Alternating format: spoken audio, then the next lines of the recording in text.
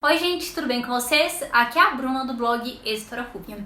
E no vídeo de hoje nós estamos de volta com o quadro Adaptações, para poder falar sobre o livro A Verdade sobre o Caso Harry Quebert, que foi escrito pelo Joe Dicker, publicado aqui no Brasil pela Editora Intrínseca, e sobre a minissérie que acabou de chegar no Globoplay. Em outras vezes do canal eu já falei sobre esse livro e também sobre essa minissérie.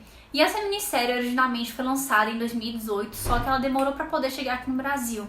Eu lembro que na época que eu li esse livro, que foi em 2019, janeiro de 2019, eu fui procurar essa série porque eu tava doida pra poder assistir, só que eu não consegui assistir nada e a maioria do material que eu encontrei foi em francês. Então agora que a série chegou ao Brasil, eu de fato pude conferir e resolvi trazer o quadro Adaptações. Mas antes de falar das diferenças entre o livro e a série, já aproveita pra você poder se inscrever no canal, dar muito like no vídeo e ativar o sininho das notificações, porque todo segunda e quarta tem vídeo novo aqui no Escritora Rubian. E também aproveita para você poder me seguir no Instagram, que é o Escritora Rubian, ou no Twitter, que é o It's Bubble.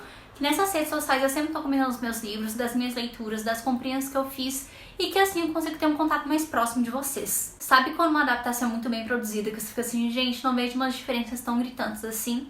E foi exatamente o que aconteceu com o caso Harry Quebert, que eu tava vendo a série, vendo o livro ao mesmo tempo para poder me atentar a todos os detalhes. E uma coisa que eu pude perceber é que basicamente não teve muita diferença, a história é basicamente a mesma. O pessoal seguiu fielmente ao livro. Então essas diferenças que eu vou apontar nesse vídeo talvez seja um spoiler ou não, mas eu acho que não é nada assim muito grandioso que vai estragar a leitura de vocês. Mas de qualquer jeito foram diferenças que eu tive que esmiuçar, ficar vendo os pequenininhos detalhes para poder colocar nesse vídeo, porque de fato foi uma adaptação muito bem feita e muito bem produzida. Mas caso você nunca tenha ouvido falar sobre essa história, eu vou te dar um resuminho, tanto do livro quanto da série. Que é o seguinte, em O Caso Harry Quebert, a gente vai acompanhar a vida do Marcus Goldman, um escritor muito famoso que lançou seu best-seller e tá bombando na mídia. Ele vive dando entrevistas, é capa de revistas e vive indo em festas, sempre com as mulheres, ele está com tudo.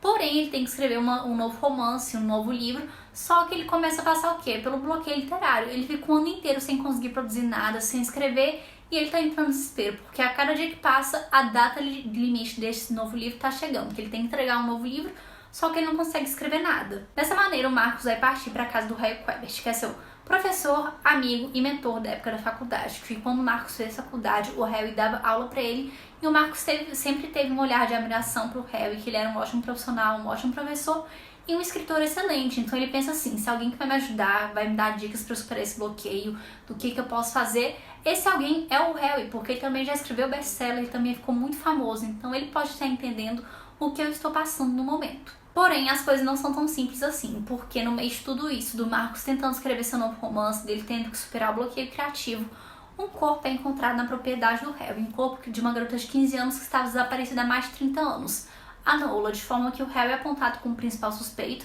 Afinal de contas, o corpo foi encontrado na propriedade dele e vai ser papel do Marcus investigar essa história para poder provar a inocência do Harry e seu mentor, porque ele acredita que o Harry nunca faria uma coisa dessas. Sendo assim, tanto no livro quanto na série, a gente já começa a investigação do Marcus para poder provar que o Harry é inocente, porque de fato ele acredita que o Harry não matou a Nola, ele acredita que seu amigo é inocente, que ele não faria uma coisa dessa. Sem contar que ele investiga para poder saber melhor esse passado do Harry e da Nola, dessa estranha ligação que tinha entre eles. Um cara de 30 e poucos anos com uma garota de 15 anos, e ele precisa entender melhor essa história dos dois para poder tentar entender todo esse crime que aconteceu com a Nola e descobrir quem matou a Nola, que foi o motivo do assassinato dela. E eu acho muito importante avisar que tanto no livro quanto na série é retratado esse romance entre Harry e Nola. O Harry tem uns 34 anos e a Nola é uma garota de 15 anos, então eu acredito que muita gente possa se sentir incomodada com isso pode ser um gatilho pra muita gente, então eu acho importante avisar, mas a minha visão é que tanto no livro quanto na série não houve uma romantização dessa relação. Inclusive você consegue ver os personagens falando como isso é problemático, como isso não tem sentido, então o pessoal reforça que não tem nada de bonito nessa relação, o pessoal realmente problematiza o fato do Harry ter se envolvido como adolescente. Em nenhum momento há uma romantização e também não tem nenhuma relação sexual entre o Harry e a Nola. A primeira diferença que eu notei foi o começo. O livro começa mais ou menos em agosto de 75 com uma mulher ligando para a polícia pedindo ajuda, falando que uma garota está desaparecida. Já na minissérie começa um pouco antes, se eu não me engano é em julho ou junho de 75, alguma coisa assim, um pouco antes dessa ligação. E a série começa mostrando o primeiro encontro entre a Nola e o Harry na praia no meio da chuva, de como eles realmente se conheceram. No livro esse momento realmente acontece, só que é muito mais pra frente. Só que na minissérie o pessoal inverteu um pouco essa ordem cronológica. Colocaram primeiro o Harry se conhecendo da Nola, desse primeiro encontro dos dois, desse primeiro contato que os dois tiveram, e logo em seguida a gente vê essa mulher ligando para a polícia avisando o desaparecimento e a gente consegue ver a Nola correndo pela floresta. Não é uma diferença assim gritante, é mais na forma como os fatos foram apresentados. Essa diferença com certeza vai passar batida por muita gente, mas eu acho importante ressaltar que é a chegada do Marcus na casa do Harry. No livro é descrito que quando o Marcus chega na casa do Harry tá um clima meio frio, tá uma tarde meio fria, nublada e enevoada. Inclusive o Marcus fala que isso fez ele sentir mais calmo, uma sensação de paz interior.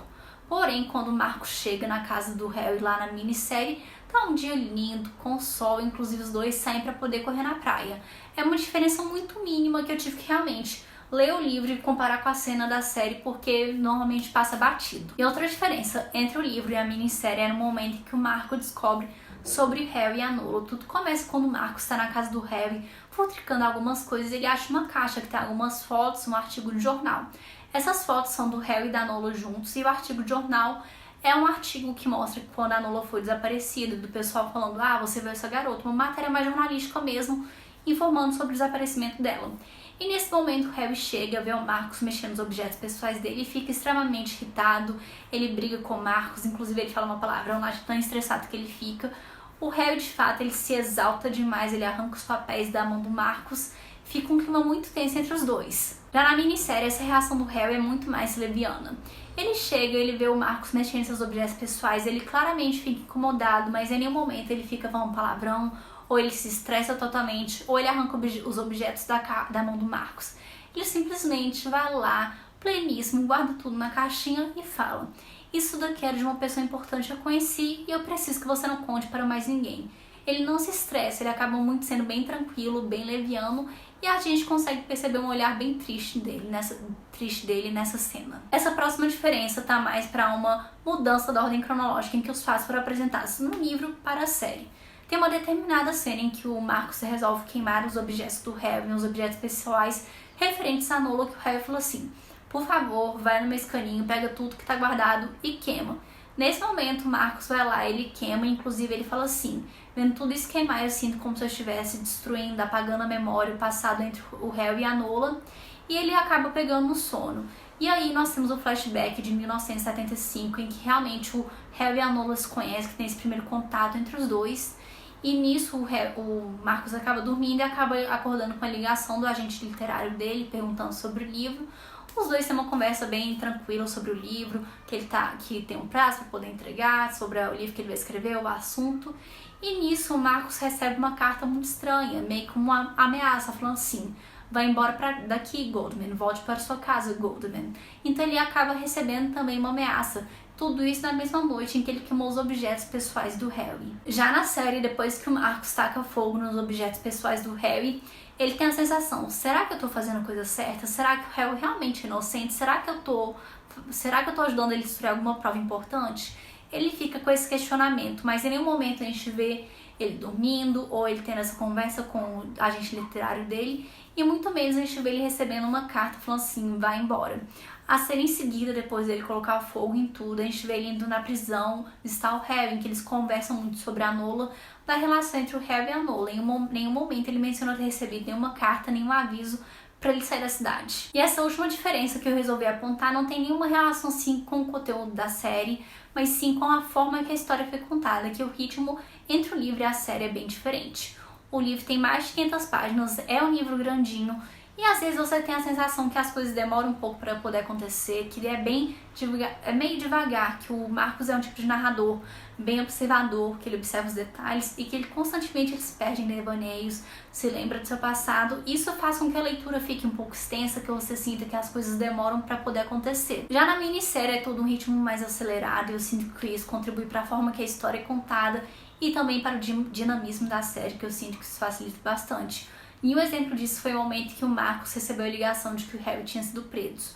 Que teve a cena dele recebendo essa ligação e na cena seguinte teve ele indo lá pra casa do Harry, sendo que não foi tão rápido assim, não foi um papum, o Harry foi preso, tô indo pra lá. Não, no livro demora alguns dias, só que na série tem um pouco mais de aceleração, que eles não...